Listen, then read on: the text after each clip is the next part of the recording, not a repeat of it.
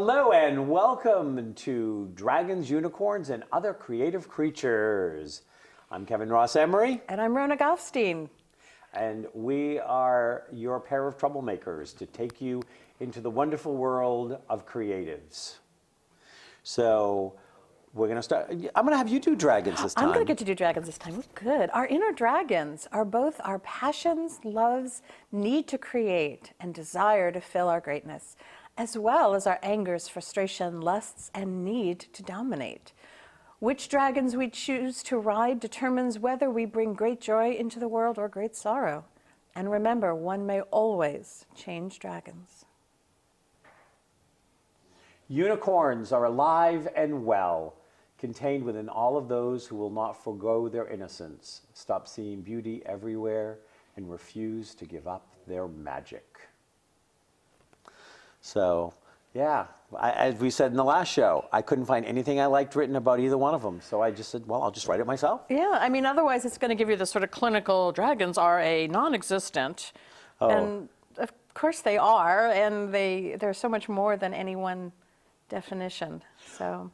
Well, and all of the unicorns, we mentioned last week, the unicorns have all gone over to the dark side and been made cutesy and, you know, and little stuff like this. Yes. And, they deserve so much better than what they get. They're regal and majestic. And yeah, you know. So we have created our own definition.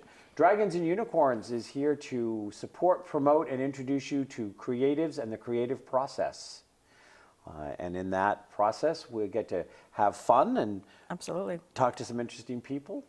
We have an interesting person that you've brought to the show today. I have. I'm very excited to introduce Renee Mallett. She's a freelance writer who's covered everything from fashion to archaeology, entertainment news to New England art scene. She's the author of several local interest books on the paranormal, all available or forthcoming from Schiffer Books and the History Press. She was recently included in the Alice anthology, which I love the sound of that because it's sort of fairy tales to me, which is a collection of art and writing inspired by Lewis Carroll's classic. Her latest book is Swarmed, which is an experimental novella about a young woman who suddenly finds herself the queen of a wayward colony of bees. Now, this is what's fascinating to me, because we've said that creatives never seem to do one thing. So I've just told you about Renee's books, but she also makes soaps and other bath products.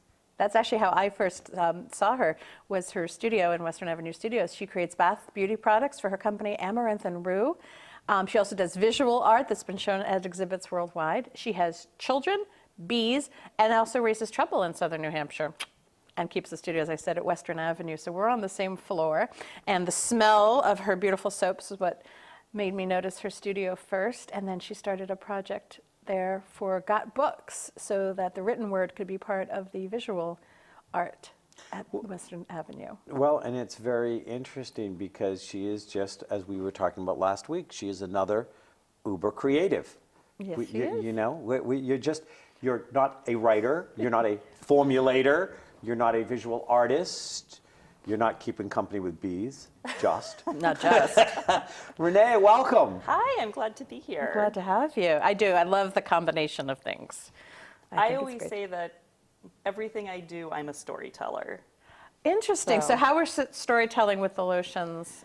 Well, it's funny because scents are so linked to memory. They are. And I love when I'm out and around and selling the soaps, people will pick it up and they'll say, you know, this reminds me of my grandmother's house, or, oh, this reminds me of this trip that I took. And as a writer, we always say, you know, write with all your senses. But right. I feel like scent is the one that is usually forgotten. And that's really one of the most personal. It sets a mood. It changes your outlook on everything. So it's my little yin-yang. That's how I balance the writing and the scents and everything. It does. You're right, though. It is an undercurrent of connection. And they say scent is one of the strongest memory reminders for people. What's your favorite scent? Oh, I'm a coconut girl. I love anything with coconut. Oh, yeah. Okay, hey, I like this girl. We like the coconut. So, you know, I won't like open the soaps, but can I like actually open this and smell it? Yeah, go ahead. Okay, so this is an Amaranth and Rue handmade soaps, Romance. It is silk body butter. So I'm gonna. And it does have silk in it because along with keeping bees, I have also kept my own silkworms. Oh my gosh. And you said earlier you raised to us, you raised 4 children, or raising Yes. 4 children. What's harder, the bees or the kids? Oh, the kids. Okay, good. Yeah. I was actually find the bees very relaxing. Okay. That's interesting that they were. They can't talk back. Not really. Oh, sometimes they do an angry That's buzz. wonderful. An angry buzz. She didn't say you could touch it. You can touch, please. Use all your senses. I'm a very tactile Okay, person. so smell. what did you, I want you to come up with a descriptor for this, Oh my this gosh. writing queen. and of course, and this is romance, but it has both my first thought was both that it was both stimulating and soothing simultaneously. So I kind of like that. It kind of has a wake up, but also relax, which is an odd combination. It's an amazing combination. I should say odd because it's nice. You want to be both, it's sort of both de-stressing, but very, I find scent really puts me in a moment. It puts absolutely. me in, when you're smelling something, you're not somewhere else. When you're smelling food, you're in the moment of that food. When you're smelling a perfume or anything like that. And I'm somebody whose brain goes in 4 different directions at any given time. So to have something that keeps me in the moment would definitely be something that would also enhance romance. That's why I actually make a scent just for doing yoga, because I find that it's so helpful. And I use it for meditation too, because I find it's so easy to center yourself around this scent. Around You the start to scent. drift away, and then that sort of is your reminder. It brings you back. I like that idea. Well, I'm going to tell you, when I because this is how I deal with scent, because I love scent, and I work with too. aromatherapies.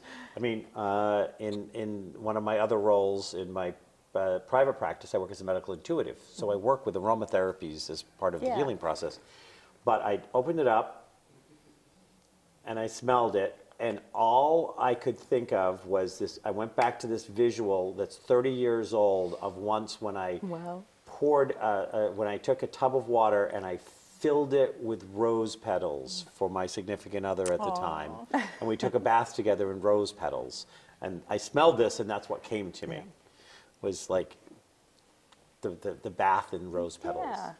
And yet I don't know that it's got a really strong rose smell. I mean, Do you want me to reveal the secret of what the Well, blend is? what do you find? What is the predominant smell? for Well, that one? it's funny. Everybody's nose picks Pulls up something different. Yes. When I smell it, I get sort of the muskier, sensual side of it, which is amber. Yep. But that sort of lighter floral that's in there is a pink orchid. okay. I tend toward the muskier. You were saying that you're a coconut girl. I'm a cinnamon girl. I'm a cinnamon and sandalwood girl. Those are my favorites. And at some point in one of her BDSM novels, there'll be characters named Cinnamon and Sandalwood. Sandalwood and yes, well, the 3-way with cinnamon, sandalwood, and Well, the funny thing is, You need vanilla in there. okay, and there we go. Won't know if we're baking or cooking with gas. cooking with fire. Cooking with fire. There we go. I can cook too. Top of the. Anyway. What's more, baby, I can Yeah, we cook. break out a Broadway song. But I knew it wasn't rose. Right. I didn't say, oh, this is the smell of rose, but it brought me back to Yeah. that memory. And it's that sensual, musky, Romance. romance type of thing. I mean, that was definitely a romantic moment it brought you back to. Yeah, I kept the moment, got rid of the guy. Well, yeah. Sometimes that's the best thing Choice, to do. yeah. It's an important thing to learn. I think as creatives, we do hang on to things in different ways because we hang on to them to, I don't want to say use them, but Oh no, we use. we, okay. We're allowed to say that. I'm going to say we use them. Okay, we're just going to be honest here and say we use everything that happens to us. So when we jokingly say, be nice to me or I will kill you off in my next book, we're not kidding. I have to tell you, it's years ago when I was getting divorced, and I have a group of writer friends, and I said to one of them, I was kind of breaking the news to everyone, and I said, yeah, I'm going to pursue a divorce.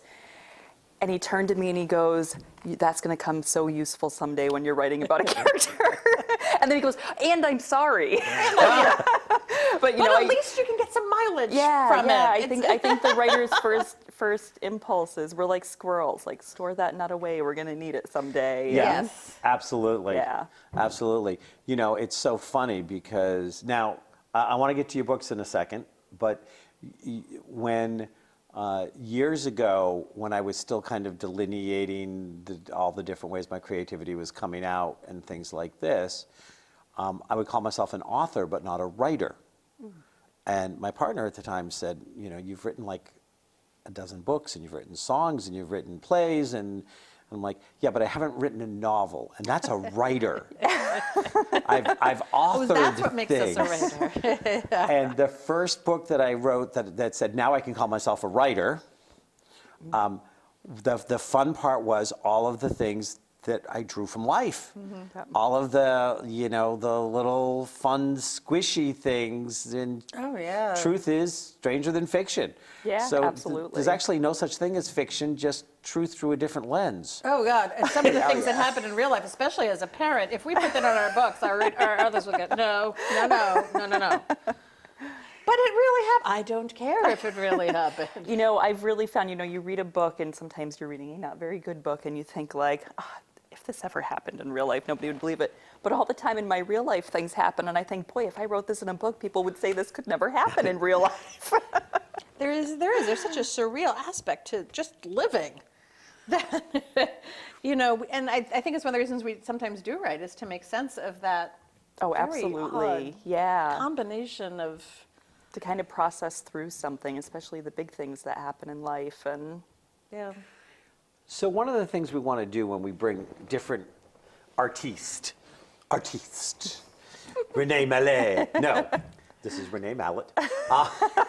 I'm teasing her. We're going to make her foofy and airy fairy. Oh, no. Oh no, is share with the listeners a little bit about your creative process. And is your creative process different for books than lotions, than bees?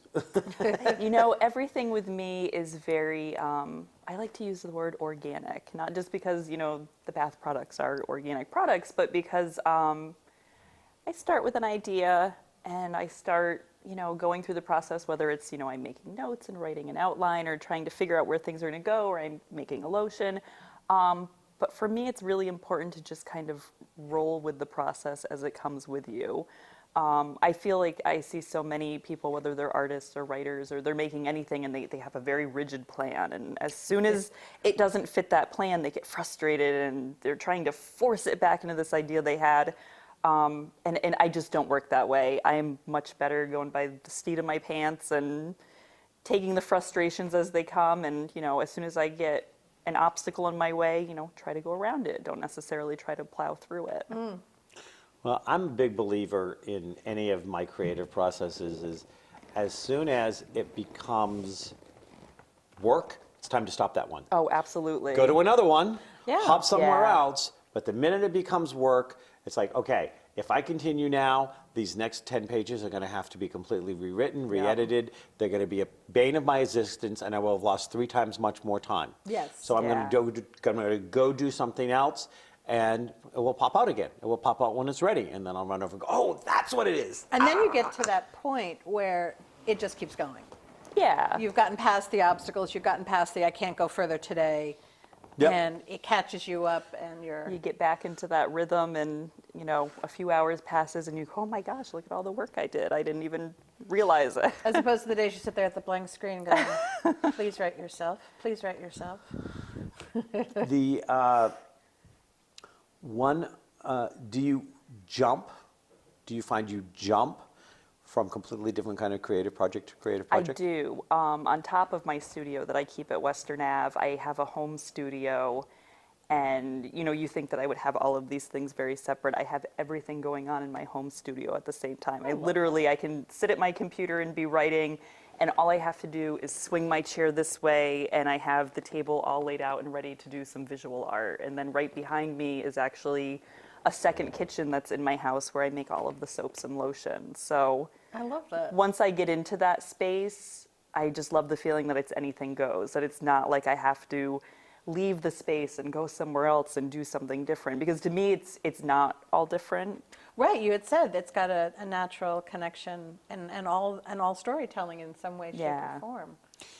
I do a lot of work. I have several books out on ADD and ADHD. And of course, uber creative in the ADD, like hang out together, Siamese twins. And We're very close. yeah, well, and so sometimes when I'm working with an ADD adult or child or even an educator or parent trying to give them like tips, I'm like, depending on how that ADD is playing out, because there's a lot of different ways, but for a lot of them, it's like, just create a circle table, put all the different things they need to get to, and teach them to jump.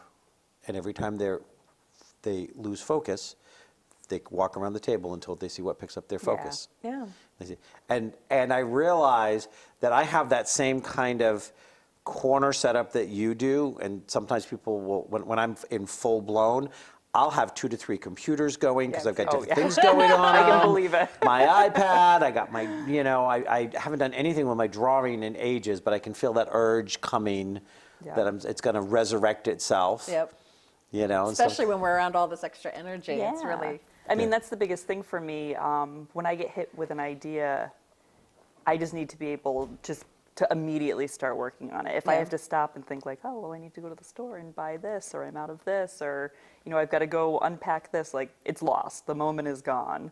Yeah. So for me, I just like to, keep it very immediate and just sort of follow wherever my brain takes me at the moment. That's great. And it's nice, too, because you're not judging yourself, too. It's not like I should be writing.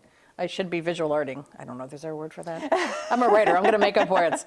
I should be cooking up a batch of, but really just letting it come from that are more organic. She needs to be cooking up a batch of gluten-free chocolate chip peanut butter cookies for me. That's what she needs to do. Oh, sorry. Food is an art as well. I was going to say, I fully endorse keeping snacks around your work area because you need to feed the body, keep the mind going. I do. I have chocolate that I keep in my studio, and I both at Western Avenue and my home workspace. And somebody once said to me, "How do you not eat that all the time?" And I'm like, because I don't need it all the time. Once I'm being creative, it's different. You don't eat that way. You don't. Yeah. You don't need to hunger for one thing because something else is being fulfilling, and of course smelling all that all the time. I can't imagine if that would make me hungrier or well, less. it's funny. Satiated. I have found that scents are very seasonal. Christmas time, all anybody wants is soaps that smell like food. I don't know the sugar what it cookies, is. the pumpkin pies, I think apples. it's winter. We're thinking about like hibernating or comfort and keeping warm. So yeah, Christmas time. I mean, it smells. Sometimes the kids come home from school and they'll be like, "Did you make cupcakes?" And I'm like, "No, I made vanilla soap." Like, it's such a tease. That is a terrible tease. And I'm one for the apple scents in the fall and stuff. So I get that. Yeah. One of the things, though, I do want to warn people about is there is this double-edged sword that will happen at times with creatives, which is doing creative stuff, especially when you're putting it out in the world, is always putting yourself out for rejection. Yes. Absolutely. There's always that somebody's going to make a comment, somebody's going to come back. Bad review. Review, somebody didn't get it, whatever. So keeping snacks around your creative area when you're working, you really have to make sure that you don't end up with comfort food junk snacks. You really need to be like, okay, I'm going to put some nuts and some dried fruit and some dates. I have some health chocolates that I do that actually are good for weight loss, but they're chocolate and they taste good. They come in 5 flavors. We'll talk. But we'll talk. We got a chocolate for everything. But no, seriously, because sometimes you can end up literally with, Yes, you can. I have a friend who had to kill off a character in a book, and it was emotionally stressful. It was horrible. It's not the genre we write, and she writes in women's fiction and romantic comedy, and so having to kill a character was unusual for her, as opposed to my dark fiction writers who were like, any character who walks in knows that they may not make it. Free game. Free game. Everybody is a possible target. So I'm going to grab some of these books. I know these are just a few of your books. How many books do you have out? 7 or 8. Okay. So I want people to notice something here. I'm going to ask you the same question. If you count your e-books and your hard books, how many books do you have out? I think it's around the same, although I've gotten the rights back to some of them. Yeah, I think it's around 7 or 8 You know what I'll novels, say and- in our defense? People that do not write books, and I'm sure that you realize this, but some of the viewers might not. The book publishing process is so long. I mean, sometimes you write a book and it's 2 years later It can before be you, if it's you a get bigger that publisher, first yeah. copy in your hands. So I'm constantly thinking, like, is there more? Is there one in the works? Is there, I feel like everything is in stages. Like, Yeah. it seems like whenever I have a book that's just coming out, I'm working on another book already, and I probably already have one that's making its way through the publishing process. So it's Yep. so hard to keep track. Well, and that was my point. Because Yeah, we sometimes people will don't. say to me, how many books do you have out? And I'll go, okay, come on, this is not a tough question. Yeah, it is actually. yeah, you know. it is. It really is. Because I have X number, there's the novels, and then there's the novellas that I did, the sexy novellas I just, fairy tale retellings I just did. And then there's shorts, and I'm like, well, what do they mean by, Well, and and again, so you just kind of pick a number after a while. I have there's the whole process because, I write in a number of different genres. But it's like, okay, so I have like 14 books out, but some of them are ebooks and some of them are hard books. But then I look at my poetry books and I have 4 out, but I have 8 ready to drop in because I don't want to release them too much. Right. Yeah. So it's like are they in? Are they out? I mean, they're there. They're and there, they're then there's the available. one- Then there's the one that gets pulled off the market because the publisher goes out of business, which Yeah, has happened yeah. with both of us. I don't know if you've had that I experience. haven't. I've been very lucky. I also have not, knock on wood, had a book go out of print yet. I guess I can't say that. I contributed a story to, it was a graphic novel. It was a zombie-themed graphic novel, and I love getting to do it. I love the whole comic industry, and this was like my first step in. And it did very well, but that's a much quicker turnaround in that industry. So Yeah. that has gone out of print. But other than that, I've been lucky. All of my books are in print, which That is good. I know many of my writer friends are like, they struggle with that question too, because, Yeah. it gets tricky when you're like, well, I have 8 that are out, but I have 3 more that are out of print. And people are like, what does that mean? Like, we take it for granted that everybody knows these things that Yeah, we throw out exactly. there, and that's not the case with a lot of the public. Yeah. And how many books are you working on right now? Oh, I don't want to That's answer. not fair. Now, how many books are you working on now? Well, okay, what counts as working on? That you have created a folder, a title, there's some part Oh, of it. 672. Really? I'm an idea generator. I could just sit I was here. This about to whole show say. could just be me just throwing out words and images and phrases. Whenever I get something, and I usually try to hang on to it for a little bit, and when I can kind of feel that it's sticking, the first thing I do is I make the folder. So, and sometimes the folder has a couple of chapters, or sometimes it has notes, or sometimes it has half of a thing, and I'm working on it. And sometimes it'll be a random line. I have the random line. Yeah, you do. I've told people if I came up with not a single new idea from now until the day I died, I would still have enough to keep me busy. Oh yeah, absolutely. Yeah, see, and so you literally have 672 folders. Probably, yeah. I mean, it's a Just go ahead lot. and count them. Well, because people look at me like I bow because I know that I have like 43 different books going right now in different areas. Mm-hmm. Some are one chapter short of being finished. Some are finished, but I haven't edited. Some are, like this Yeah. and that. But if I went to my idea page, I just like have an idea page, and I just put Yeah. thoughts and For ideas, me, I and always I wanna have those a folder. separately. Yeah. I think it's because for me, I don't know if this is weird or not. When I get an idea for a book, I usually start with 2 things. I usually start with a line, and there's an image in my head. Mm-hmm. And sometimes I can know what the 2 are, and sometimes they're so wildly different. I think, how is this an idea?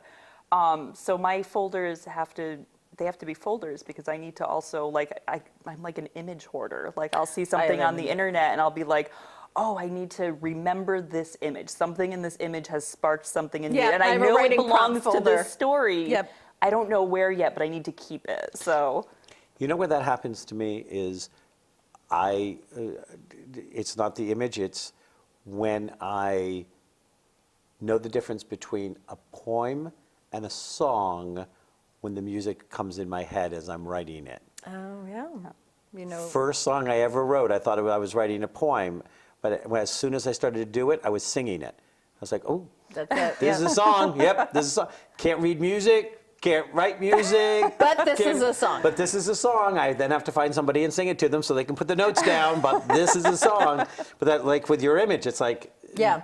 Yeah, it's like an explosion. You just Yes. know that it goes together. yep. Yep.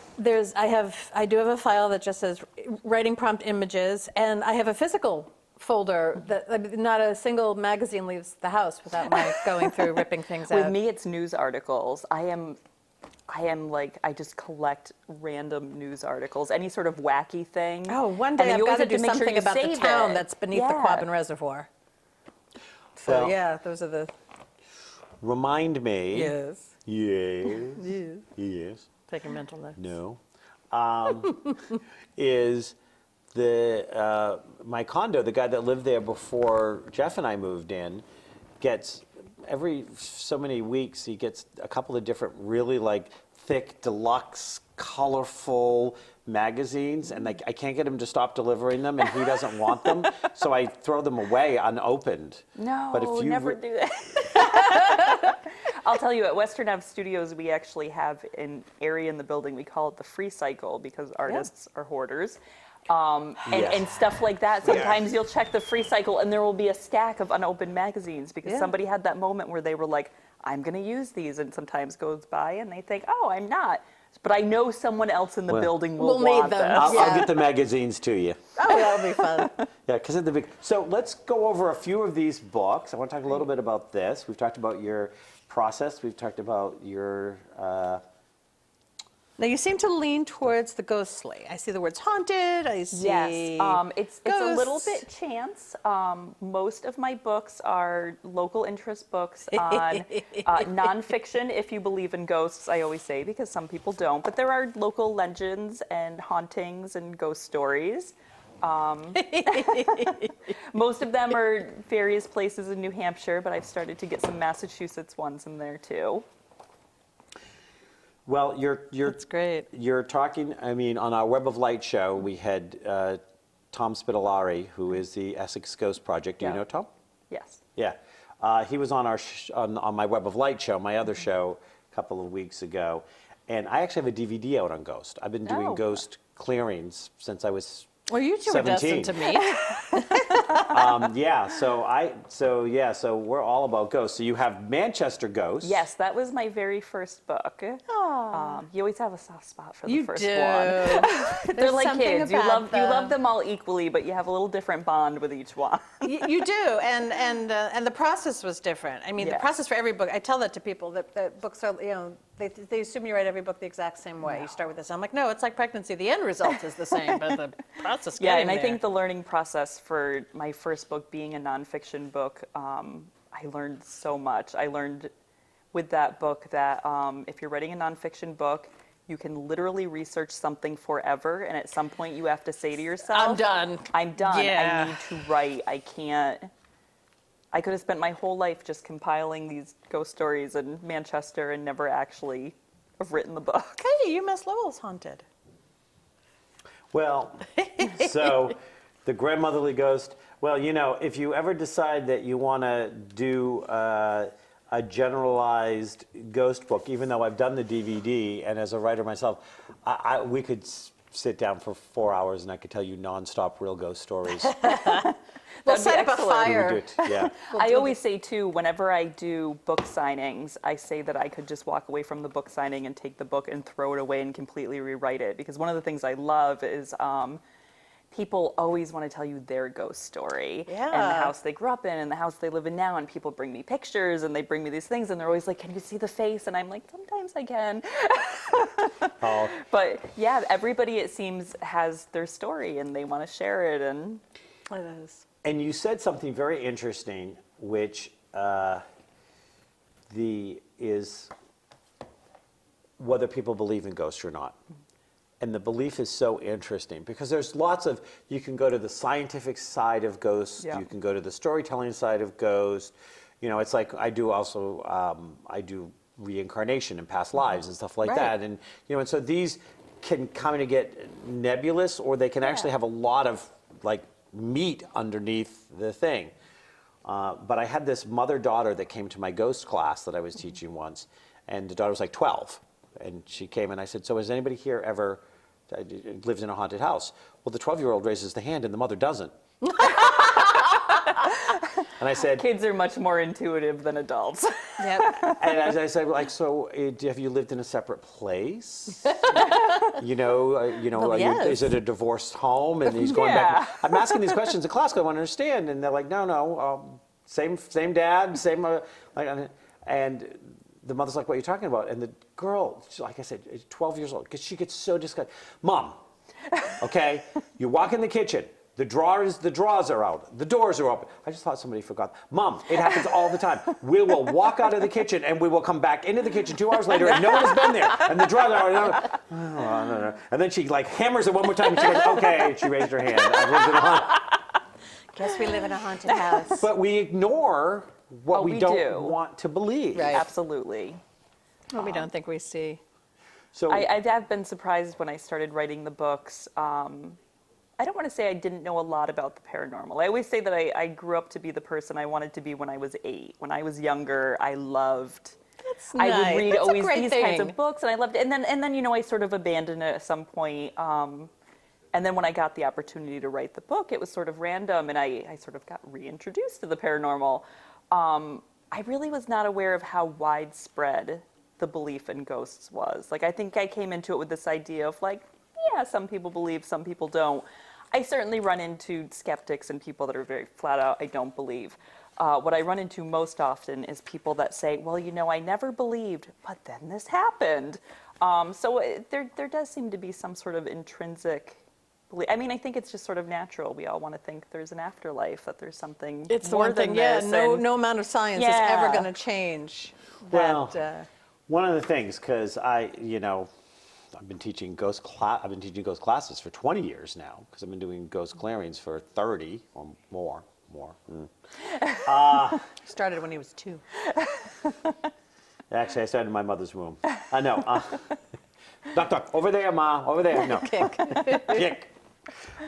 Is that we, I have some articles that are out and every year I watch the numbers of my different articles in different places, and the ghost article will show up always in the 1, 2, or 3 most grabbed article, Right. most Yeah, repeated. it's people are still interested. something people. Yep. But I will say to people, one of the things is the minute you believe in ghosts, then you have to also accept the fact that you might want to learn what to do to not become one. Because everyone that was a ghost at some point is walking Yes. the airplane. So I do it from that side of ghost. How not to become one. Not my idea of good. So tell me, what Alice in Wonderland anthology, and you wrote something that's called It's Always Tea Time. So tell me about this book and about your contribution to it. So 'cause- Silver Birch Press put out the book, and I had actually done some poems before that they had included in one of their anthologies. And they contacted me and they said, we're doing this book. It's going to be art and writing. Would you like to contribute a piece of writing? And I said, yes, and I also want to do a piece of art. And they were fine with that. And I was so excited because who doesn't love Alice in Wonderland? It's a great story. I had to tell everybody I knew, and I got asked to do this book. And then when I had to sit down to write, I realized very quickly that there's a lot of cliches when it comes to Alice. There's a lot of things that everybody has done. And it was actually very difficult to try to come up with something inspired by Alice in Wonderland that had not already been done to death. Because everybody, whether you're an artist or a writer, everybody has like their Alice piece. So I kind of felt like I was able to do that, but it was much more difficult. I just felt like, oh, this is a thing I love, and it's going to just pour out of me. And then when I sat down, everything that poured out of me, I was like, oh, everybody's done this. I've got to... Wait till they invite you to do something on the Wizard of Oz I anthology. know, and I'm going to have to try to come up with something new that Completely even I original. haven't done on the Wizard of Oz at this point. Wizard of Oz would be a tough one for me, too. I have a real love for that story. I so. do too. Yeah, last week's episode I was Three of us. wearing my ruby slipper high boots. So yeah, so no, the Wizard of Oz is. Well, I recently painted my my studio, the outdoor of my studio at Western Avenue, and it's yellow brick road yellow. Oh, it's a beautiful yellow. I have seen it. Thank you. And it's ruby slipper red in my Yeah. corner in there. So yeah. I wondered what made you pick the yellow, and as soon as you said it, I was like, It's yellow brick road yellow. Yellow brick road yellow. The artist across the hall from me isn't very happy about that because it reflects kind of with the sun. But For people that have never been to the building, it is, I don't want to say an assault on the senses because that makes it sound unpleasant, but everybody has decorated and embellished and painted their studios, not just the insides, but the outsides. Yeah, the doors and so, the transoms. My mom lives in New York, and when she comes to visit, she just likes to go and just walk the hallways because it's an experience to be surrounded by these things that maybe aren't meant to go together, but they do. And, everybody kind of does their own thing. And like you said, like you can do something that you love, and somebody across the hall from you or next to you could have a completely different aesthetic, and everything is just sort of put, it's all put out there. And what's nice is we're working, no matter when I'm working there, whether it's very empty and very quiet or very manic, I find myself very inspired by it. Oh, absolutely. Because the quiet is wonderful to know that, there's all these studios above and below, but, now is my time here. And then when it's manic, it's just completely different. I just find the whole space inspiring. If I get stuck when I'm writing, I just stop what I'm doing. I walk around the building. I am going to find something that interests me and catches my eye and sets me going. Or someone to talk to. Oh, yeah. Which is also fun. How did you pick Amaranth and Rue as those names for the soap line? People always ask me that, and I feel like I need to have a good reason, and I don't. Okay. I kind of don't. I like that she doesn't. I like that. Well, I don't know. When I was making soap, and then when I kind of got to the point where I decided, I'm making a lot of soap. It's time to sell, and people were always saying, "Oh, can I use your soap?" My first thought was, I just had that pop, and I knew, it's going to be bittersweet and Rue. And then the more I thought about it, I was like, that's a little more goth than how I am. You know what I mean? It's got a little darker connotation to it than, I'm sort of a glittery, sparkly, unicorny. She's in front of the unicorn. Yeah, that's me. Yeah, if it sparkles, I'm all over it. The conference you were at this weekend, there was so much. I was like, the magpie in me was just like, sparkly, sparkly. So I just, I don't know, I kind of let it process a little bit, and then I just sort of was like, Amaranth and Rue. I don't know, something about it fit me more, so. Now, what is amaranth? Amaranth is a plant just like Rue is, and in one way it's fitting because the line is very natural and organic, although you would not put amaranth or Rue in a product. It was, I don't know, ironically. It was just a combination of it. It's like a very beautiful red, and I'm drawn to reds, and I don't know, it just spoke to me in some way. I liked the way it sounded. I liked that it was still something natural, but it maybe not obviously natural. I didn't want it to be a very crunchy, hippie natural. There's a difference. And again, that's just not me. Not that there's anything against it. It's just not me. You, right? Yeah. Well, one of these at some point, after we get a couple of other things straightened around, we'll go do a on location at Western Avenue. Definitely, that's some amazing. The artists in their natural habitat. Well, yeah, they're actually. Now the thing would be, I know that they do an open house. They do an open house. Open studios first Saturday of the month. But I don't know that would be exactly when we want to do the the on location, because then you have all sorts of nightmares with all sorts of people that are trying to see it and stuff. You do. The one nice thing about going during open studios is that the majority of the artists make it a point to be there. There's about 350 artists in the building, and we all have keys. So it's so random when you're there when it's not open studios. You can walk in and you're like, does everybody not have a day job? Because there will be 100 people there. Yes. Or you can go and it's dead. You're like, I am the only person in this 5-story building. Yeah. What we'd, and this will be your job. Okay. I'm assigning tasks. Here I go again. Would be, well, because my other concern is whenever you tape something like out in the public and things like that, then you have to worry about people signing off permission that their visual is used, stuff like this. And though I'm sure that many of the artists would appreciate getting a little bit of a thing, which may lead to them coming on for a full show and some clips and stuff, they're also there to talk to those people who might purchase their art. Absolutely. I don't want to compete with the retail potential no, I can aspect of definitely it. see Right, but that. when you'll come and you'll see kind of, and there'll be certain artists that will grab you that you'll want us to But invite. is there any way to say, to the collective? Is there an email that goes out to the Oh collective? yeah, we've had before where somebody will just sort of throw out, so and so is coming to film at this day at this time. So if you want to be there Right. there and be open. And that's what we, Yes. yeah, and that's, so there's your task, would be for us to. Letting the WASAs know, Western Avenue Studios Artists know that, Association. Association. That's it. That's the Western other A. Avenue Studio Association. We're going to come in and shoot for a couple of, I'd go in and shoot for a couple hours because it wouldn't be Yeah. a show, it would be breakdowns for Absolutely. other shows. But yeah, I don't want to do the same thing with the Nashua, because Nashua also has Yeah, an artist there's a that lot just of started. area ones, and it's great. It's such a gift to the community, I'm sure. But as I said, when we first went in to visit, we were just like, I'm never leaving. I'm never leaving. So we're going to be wrapping down. Okay. So I know that your website and contact information is underneath you because we get the greatest production staff in public access history. Yay, public access Yay. staff. Thank you, staff. We really do. We got a great staff here. So I would like a closing message to the wannabe artist out there. You are a very successful artist in several genres, doing several things. Thank you. What message Yeah. would you like to give to the struggling, starving artist? I would say it's going to sound very cliched, but you really just need to do what you love and put it out there. And that's all that I've done. And, the internet is wonderful.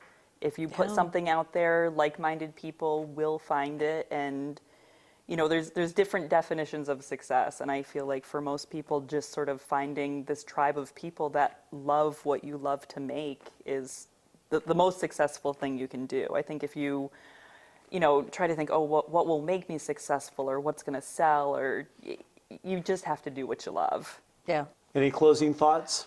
I think that says it all. It's very true that don't stop and don't worry about it. Will find its audience. It will, especially when it's genuine. Sometimes it takes longer for some people. things and- don't. Very few things go viral. Yeah. It's a slow burn, but you want that slow burn. That's what lasts. That's what lasts. And taking those chances and the more organic it is, the more true to who it is and what you love. Yeah. The better the chances that you will find. So Your vibe attracts your tribe. There's a favorite saying out there these days. the vibe attracts Your the tribe. vibe attracts your tribe. So as we wrap up today's show, one of the things to keep in mind is create from passion, from love, from the place where you have no choice but to create. And then take care of the details. If you worry about the details first, you'll never get to the creation, and you're basically just avoiding being vulnerable. So get over it. Namaste.